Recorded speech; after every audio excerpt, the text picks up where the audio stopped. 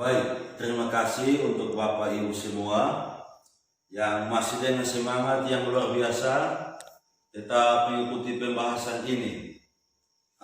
Sebelum kita melanjutkan, saya ingin bertanya kepada Bapak Ibu semua, sebelum kita istirahat, apa yang kita buat? Ayo, coba semua jawab. Sebelum kita istirahat tadi, apa yang kita buat? Oke, terima kasih banyak untuk semua. Yang kita buat sebelum istirahat adalah kita bagi kelompok. Nah, saya ingin bertanya, ada berapa kelompok yang kita bagi? Oh iya, terima kasih, ada 3 kelompok. Baik, kalau ada 3 kelompok, kelompok pertama itu bahas permasalahan apa? Baik, kondisi fisik pada lansia. Oke, terima kasih kelompok pertama. Kalau kelompok kedua bahas tentang permasalahan apa? Ya, terima kasih, psikososial.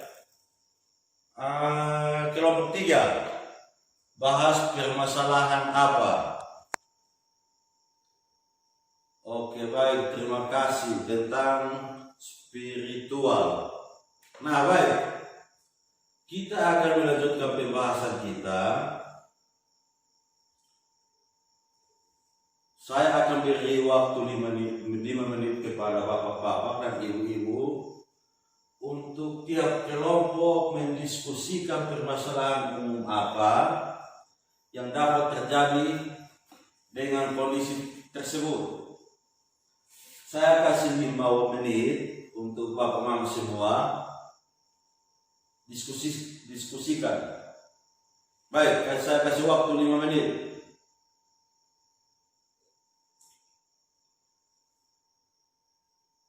Oke, terima kasih.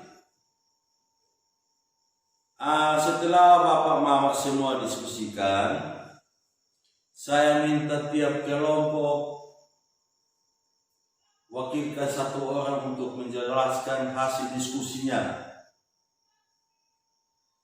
Kelompok 1 utus 1 orang, kelompok 2 juga begitu, kelompok 3 juga begitu. Baik, saya kasih waktu kepada kelompok 1. Silakan perwakilan maju untuk menjelaskan hasil diskusinya. Silakan.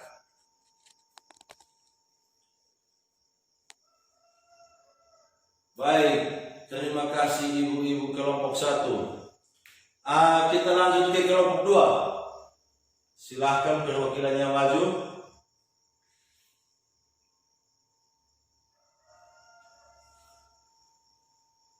Oke, terima kasih bapak dan ibu-ibu di kelompok 2. Yang kelompok 3 silakan.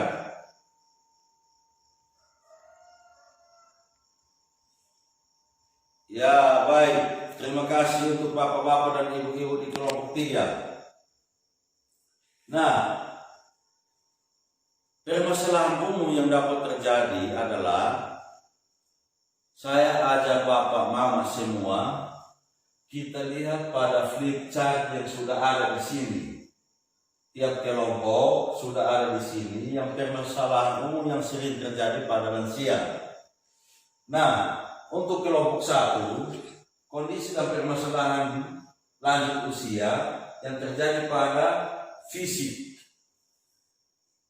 Perubahan fungsi organ tubuh yang menyebabkan terjadinya itu yang pertama, mama kalau lihat di flip chart yang ada di sini, perubahan suhu tubuh.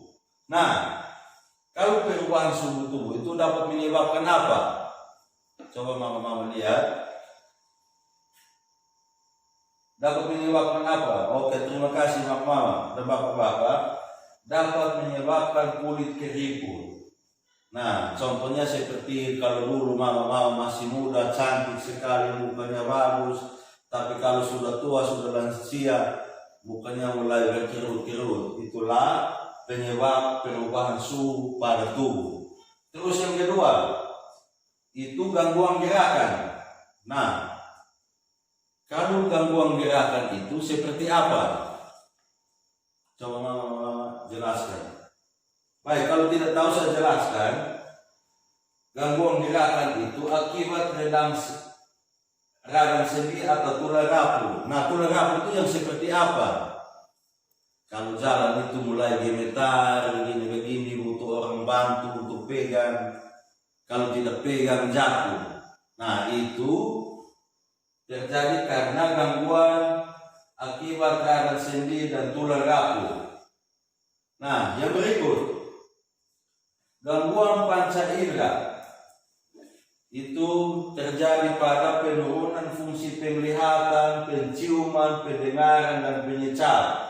Nah, kalau bapak mama yang di rumah sudah mulai lihat mata kabur-kabur, cium bau tidak rasa apa-apa, terus kalau orang bicara mulai pasang telinga begini-begini, itu hati-hati sudah, karena itu sudah masuk pada usia lanjut.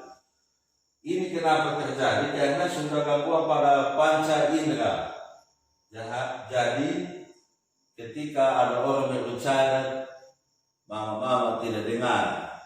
Terus yang berikut, gangguan saluran kencing. Nah, kalau bapak mama ada yang kencing dan tidak sadar, sebentar lagi lihat ini sudah basah, itu karena gangguan saluran kencing. Terus yang berikut, gigi mulai goyah. Nah, gigi yang mulai goyah ini satu-satu mulai jatuh. Jadi makan perlu bubur, kadang ada yang pakai bubur sur. Nah, itu karena gigi mulai goyah. Yang berikut, muncul penyakit yang aneh-aneh. Itu seperti pikun, tukang lupa, terus stroke, darah tinggi, radang sendi, dan lain-lain. Nah, ini kondisi permasalahan yang terjadi pada fisik. Yang tadi kelompok 1 bahas itu yang ini. Terus kelompok 2 tentang psikososial.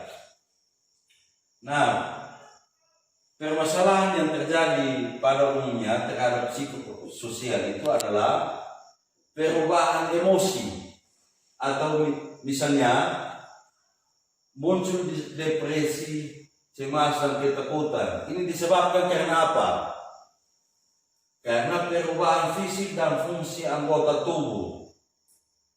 Terus yang kedua, kesepian, teman mulai berkurang, takut tersingkirkan. Terus yang berikut, takut penyakit, takut mati, takut kekurangan uang. Nah, permasalahan yang terjadi pada psikososial ini adalah kadang duduk sendiri-sendiri dalam rumah, takut mati, takut uang habis. Dulunya masih muda banyak uang, sekarang sudah tua tidak ada uang. Itu yang sering terjadi. Terus yang berikut, perubahan sikap dan perilaku. Nah, perubahan sikap dan perilaku, misalnya yang pertama, cenderung diam, gerakan lamban, susah pergi yang ke jauh-jauh. Terus yang berikut, murung, melamun. Nah, kalau ketika murung dan melamun, harus perlu orang yang menemani untuk bicara. Terus yang berikut, berorientasi pada masa lampau. Berarti bapak-bapak yang sudah lansia, mama-mama yang sudah lansia, memikirkan kembali hal-hal yang masih muda, yang masih jaya-jaya. Terus yang berikut, hubungan dengan tetangganya kurang baik-baik. Berarti hubungan dengan tetangga kurang baik. Selalu berpikir negatif tentang tetangga. Nah, ini yang tadi kelompok 2 bahas dan diskusikan bersama.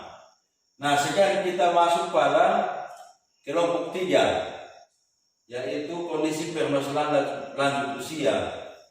spiritual atau rohani. Nah, ketika masuk pada ini, pada umumnya lansia itu jarang beribadah, menjadi tidak sabar, kurang bersyukur, berpikir negatif, dan lain-lain. Terus yang berikut, tidak tabah dalam menerima kondisi penuaiannya karena harus memakai alat bantu. Jadi kalau jalan perlu tongkat, perlu kursi roda. Nah, yang berikut, kurang mau berbagi dengan orang lain. Yang berikut, selalu menunjukkan super powernya dan menganggap diri selalu benar. Nah, ini yang masalah. Sudah tidak kuat, jangan gemetar, tapi rasa diri masih bagus.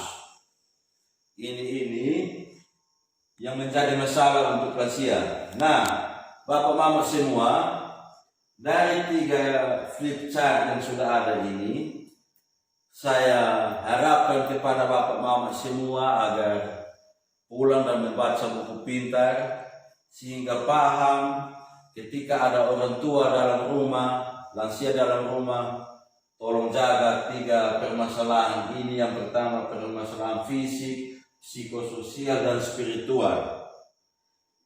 Baik, pembahasan kita sampai di sini. Saya kasih waktu kepada Bapak Mama semua. Ada yang ingin bertanya, silahkan. Oke, kalau tidak ada, kita istirahat 15 menit. Kita akan lanjut lagi. Oke, 15 menit Bapak Mama semua. Pergunakan waktu istirahat ini untuk makan, minum, bercanda, dan lain-lain. Oke, istirahat 15 menit. Silahkan. Terima kasih.